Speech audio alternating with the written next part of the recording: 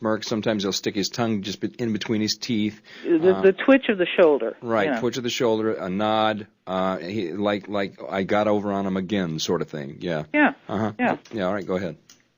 So anyway, I knew then that he was going to bomb, and I kept thinking that if I keep writing about this, if I keep pointing out to people, if I keep telling people, this guy is a psychopath. The whole family, they're psychopaths. They're crazy. They're deviants. The whole bunch of them. It's not just the family. It's not just Bush. It's Cheney. It's Rove. It's Condoleezza. The whole bunch of them. They're all a network of sick people. Right, they're cronies, and when they appoint like-minded people with their agenda. They're megalomaniacs. They're psychopaths. Now, I have a good friend that comes on my show quite frequently. As a matter of fact, he just posted an article. I think you went in there and looked at it on the Bush family, and he asserts the same thing that you do, that these people are total psychopaths. They're nuts. Okay, they're nuts. I mean, one psychiatrist said about psychopaths, that these are people who do not have the decency to go stark raving mad, because they are crazy, but they manage to function in life, to maintain a certain facade, a mask of sanity, and to act like they are the ones who are sane and everybody else is crazy. And this is the thing that really, really, makes you doubt your sanity, because they are so sure that they are right, that they are sane, and that their way of seeing things, which is completely upside down, black is white and white is black. Oh, it's perverted. Is correct. That a normal person who has normal doubts begins to doubt their own sanity. Well, the way I explain that, Laura, is that for a good, integral person who loves God or whatever, or the universe, and is just all they want to do is go through life, be happy, raise a family or whatever, and we have a particular perception of things which is ultimately good, and we want the best for people. However, there seems to be an element missing that creates that within their being, so they are exactly the exact opposite of us. Absolutely. Okay. And what's so hard for all of us is, we describe them as people without souls. Right, and that's another word for just saying, surmising what I just said. They don't have a soul. They have no integrity. They have no conscience. They have no soul. Go ahead. I'm sorry. And it's extremely difficult for any normal person to really grasp that, because they're even psychiatrists who've worked with them for 20, 25 years, 30 years. And who know that there is absolutely no chance, not the chance of a snowball in hell, of fixing these people or changing them, that any kind of therapy only makes them smarter and better at putting one over on people. And they still want to try to say, oh, it's because they were abused as a child, they had a rough childhood. And let me tell you, that has nothing to do with it, because when you're dealing with a psychopath, the childhood experiences only determine how the psychopathy manifests. If you live in an upper-class family and you have some advantages, you become president. If you live in a low-class family and you get beaten every night, you become a pimp or okay, I got to stop you, dear. We're going to take a break.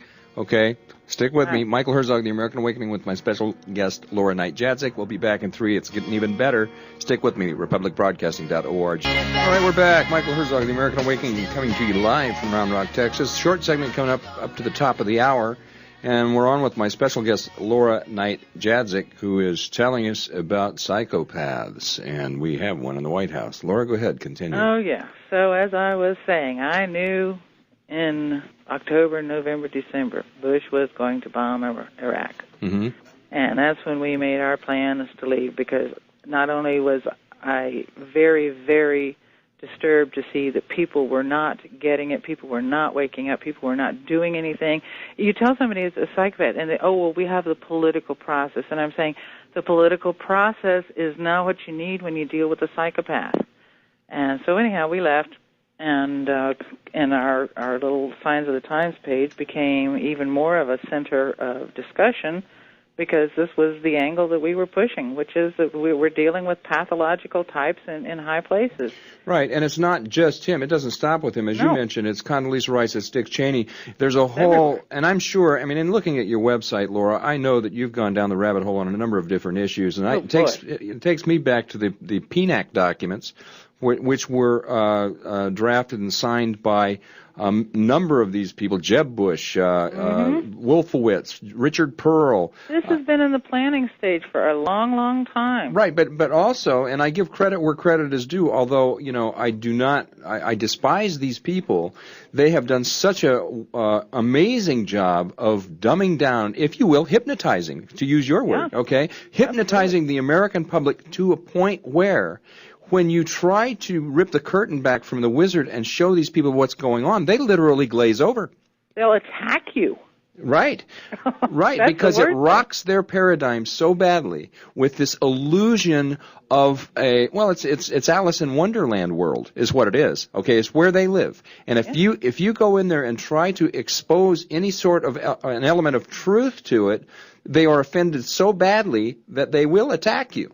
Go ahead. Well, let me just tell you. I want to tell you that he will go after Iran. These are desperate men. These are men who committed crimes. High crimes, high treason. Their involvement with 9/11. They are very desperate men. If anybody thinks that they're going to get rid of them by any kind of pusillanimous, political process, think again, please, people. It ain't going to happen. You're dealing with criminals, desperate criminals in charge of the most powerful nation on earth. Well, they're not going to let go. No, and it brings up another topic. Now, in your estimation, of course, we have an election coming up in 2008. But truthfully, if indeed we were to attack Iran, or if a larger war escalated in the Middle East, he can suspend elections. He doesn't have to. He can stay there as long as he wants. And as maniacal as these people are. Okay, that is a distinct possibility. It's not only a distinct possibility, it is a probability. It's a probability. Did you, and again, I have to make mention of Don Nikoloff, who just finished posting an article basically on the Bush family, and you talk about deceit. This deceit goes back a long, long way. And you know why?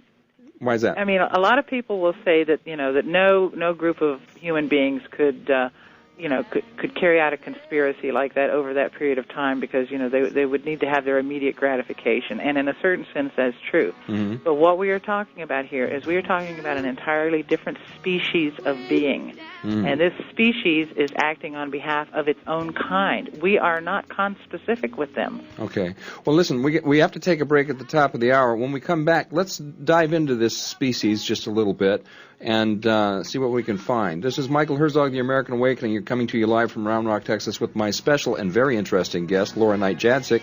We'll be back in just a couple minutes. This is Michael. Oh, I told you who it was. You're listening to republicbroadcasting.org and 12180 shortwave. We'll see you in 3. It's too late to make it right. I probably wouldn't if I could, 'cause I'm mad as hell, can't bring myself to do what it is you think I should. Without further ado, let's go back to Laura. This is a short segment, Laura, so we're talking about the species of the individuals. Go ahead. Hello? Did I lose her? I'm here. Oh, I'm sorry. Okay, go ahead.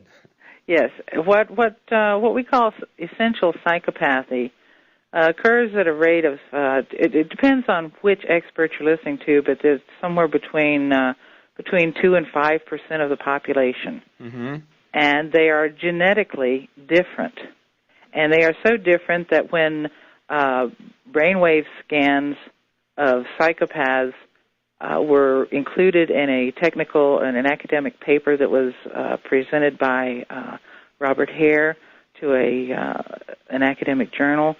The editor of the journal wanted to refuse the paper because he said those are not brain scans of human beings.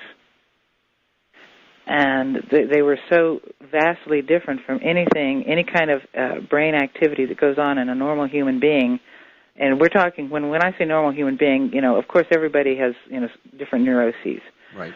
But when I say a normal human being, I mean somebody who is a member of the other 90-some% of the population. There's more of us than there are of them. Mm-hmm. Yet because of their extreme certitude, their ability to do what's called a reversive blockade, to lie so convincingly that a normal person who has ordinary doubts begins to doubt their own sanity, and to be able to put their conception of reality over on masses of other people with this certainty that they have, that they emanate, they have a profound effect on huge numbers of normal people, large segments of the population.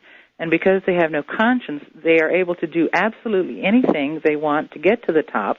Nothing stops them, and they always inevitably rise to the top. No. And the capitalist society is designed for the dog-eat-dog world of the psychopath. Now, is it that they don't have a conscience at all, or They don't have one. Okay, I mean, it's not that they know how to suppress, or, negative actions or anything. They just absolutely, according to brain scans, don't have a conscience. Nothing that they do is considered bad. Merck, sometimes he'll stick his tongue just in between his teeth. The twitch of the shoulder. Right, twitch of the shoulder, a nod, like I got over on him again, sort of thing. Yeah. Yeah. Uh-huh. Yeah. Yeah. All right, go ahead. So anyway, I knew then that he was going to bomb, and I kept the whole bunch of them. They're all a network of sick people. Right, they're cronies, and they appoint like-minded people with their agenda. Mm-hmm. They're megalomaniacs. They're psychopaths. Now, I have a good friend that comes on my show quite frequently. As a matter of fact, he just posted an article. I think you went in there and looked at it. Thinking that if I keep writing about this, if I keep pointing out to people, if I keep telling people, this guy is a psychopath. The whole family, they're psychopaths. They're crazy. They're deviants. The whole bunch of them. It's not just the family. It's not just Bush. It's Cheney. It's Rove. It's Condoleezza. On the Bush family, Mm-hmm. and he asserts the same thing that you do, that these people are total psychopaths. They're nuts. Okay. They're nuts. I mean, one psychiatrist said about psychopaths, that these are people who do not have the decency to go start raving mad. Because they are crazy. But they manage to function in life, to maintain a certain facade, a mask of sanity, mm-hmm. and to act like they are the ones who are sane and everybody else is crazy. And this is the thing that really, really, makes you doubt your sanity, because they are so sure that they are right, that they